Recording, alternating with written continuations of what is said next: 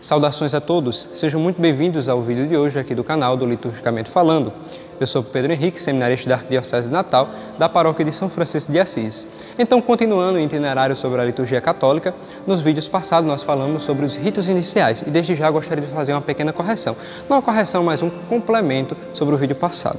Nos vídeos passados, especificamente na primeira parte dos ritos iniciais, eu dividi a Santa Missa em 3 partes. Eu citei os ritos iniciais, a liturgia da palavra e a liturgia eucarística. Mas no rito católico nós também temos os ritos conclusivos, os ritos finais, que eu acabei esquecendo de falar. Continuando o itinerário litúrgico sobre a liturgia católica, gostaria de fazer uma pequena pausa nas partes da Santa Missa para tratar sobre um tema muito interessante, muito pertinente para nós católicos, que é a divisão dos tempos litúrgicos. Nós temos que entender o seguinte: o tempo litúrgico é diferente do tempo civil, contudo, o tempo civil também exerce influência dentro da igreja. Nós temos aí o tempo cronológico, que é esse tempo civil, as datas, né, os dias, os meses e os anos, e nós temos o tempo litúrgico, que é o tempo que se celebra os mistérios da igreja. Às vezes, esses tempos eles se convergem. Por exemplo, nós temos aí, aqui na paróquia, o padroeiro é São Francisco de Assis, e São Francisco de Assis é celebrado fixamente no dia 4 de outubro. Então, muitas festas dos santos, o natalício de Nosso Senhor Jesus Cristo, 25 de dezembro, e muitas outras festas são celebradas em dias fixos. Na Igreja Católica, nós temos um tempo específico, que é o tempo litúrgico, mas a Igreja também não descarta o tempo civil, o tempo cronológico. É por isso que as festas dos santos são celebradas nos dias, nos meses e nos anos do tempo civil.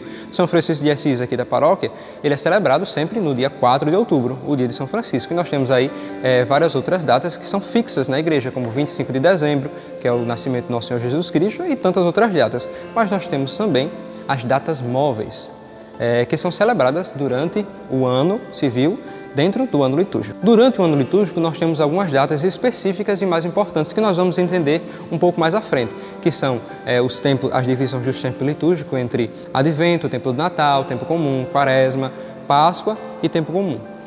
Nós temos essa divisão a grosso modo, mas também nós temos outras divisões que são as classes das festas, as solenidades e as memórias. Nós temos que entender primeiramente que o dia do Senhor, o domingo, ele prevalece sobre os outros dias, porque ele é o dia da celebração por excelência, da reunião dos cristãos por excelência. Então, por exemplo, ano passado, dia de São Francisco de Assis, 4 de outubro, como eu já citei, caiu em um domingo. As outras paróquias que não tinham ele como padroeiro celebraram o quê? O domingo, porque o domingo ele prevalece sobre as festas de classes menores. Já para nós aqui da paróquia de São Francisco de Assis, nós podemos sim celebrar o dia do nosso padroeiro, São Francisco de Assis. Mas então, como é que funciona toda essa questão, todo esse mecanismo que a igreja durante os séculos adotou para mecanizar, para organizar os tempos litúrgicos? O avião não vai pegar esse avião, né?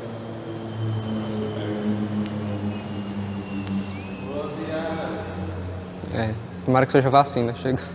Então você pode se perguntar, liturgicamente, como é que funciona essa divisão de tempos litúrgicos? Como é que são organizados? Os dias que começam tal coisa, os dias que terminam tal coisa? Nós temos que entender o seguinte: para nós católicos, qual é a festa mais importante do ano? É a Páscoa. Então a Páscoa ela tem centralidade no ano litúrgico. E como é que se dá a Páscoa? Durante muito tempo, existiu sempre uma dicotomia entre a Igreja do Oriente e a Igreja do Ocidente em qual dia celebrar a festa da Páscoa. Tanto que hoje em dia as igrejas de rito oriental não celebram a Páscoa no mesmo dia que nós, que celebramos a Igreja de rito latino, mas eles celebram a mesma Páscoa do Nosso Senhor Jesus Cristo. Para nós católicos apostólicos romanos, a festa da Páscoa se dá na primeira lua cheia, no domingo da primeira lua cheia da primavera. A festa da Páscoa dos católicos apostólicos romanos é celebrada no domingo após a primeira lua cheia da primavera. Então, na próxima Páscoa, olhe para o céu e você vai ver uma lua cheia bem bonita, Para nós católicos, é muito significativo. Sempre na Páscoa é lua cheia. Então, você sabia disso, que na Páscoa é lua cheia? Comente aí se você conhecia essa dinâmica de que toda Páscoa é lua cheia. Então, a partir da definição do tempo litúrgico pascal, nós podemos definir também o tempo litúrgico quaresmal, que duram 40 dias a partir, para trás, da festa, da celebração da Ceia do Senhor. Aí depois nós podemos definir outras datas, como por exemplo o Pentecostes, a Ascensão do Senhor e muitas outras datas litúrgicas. Como nós podemos perceber, no anúncio dessas festas móveis que acontece na Epifania do Senhor. Sabe aquela celebração da Epifania do Senhor, que nós celebramos os 3 Reis Magos, lá, né, no primeiro domingo, ali próximo da festa dos 3 Reis, que se dá no dia 6 de janeiro, se eu não me engano, 6 de janeiro, se não for, alguém me corrige, por favor, aí, 6 de janeiro, né? Então, que se dá no 6 de janeiro. Na celebração litúrgica, o padre ele faz o anúncio dessas festas móveis, né? Ele diz, olha, a glória do Senhor se manifestou, e a partir aí ele define a data da Páscoa, e a partir da data da Páscoa ele define todas essas datas móveis. Então, para finalizar, Pedro, você pode perguntar assim, quais são os tempos litúrgicos então? Nós já entendemos que o quê?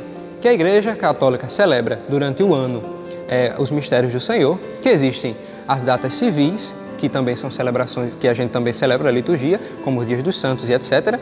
Nós entendemos também que a data, que o ano litúrgico, o calendário litúrgico, ele se define a partir da Páscoa, mas nós não entendemos direito quantos são os tempos litúrgicos.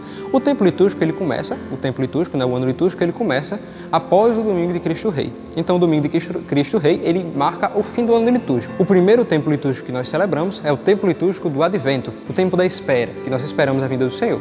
Depois nós celebramos o natalício do Senhor. Depois nós celebramos um período curto de tempo comum e entramos na Quaresma. Logo após a Quaresma, nós celebramos a Páscoa. Depois da Páscoa, nós voltamos para o tempo litúrgico do tempo comum. Em outros lugares, o tempo comum também é celebrado de tempo ordinário, né? Antigamente ele era chamado de tempo pós-Pentecostes, que é o tempo do verde, o tempo da esperança. Então, pessoal, é isso desde já. Muito obrigado e até o próximo Liturgicamente Falando.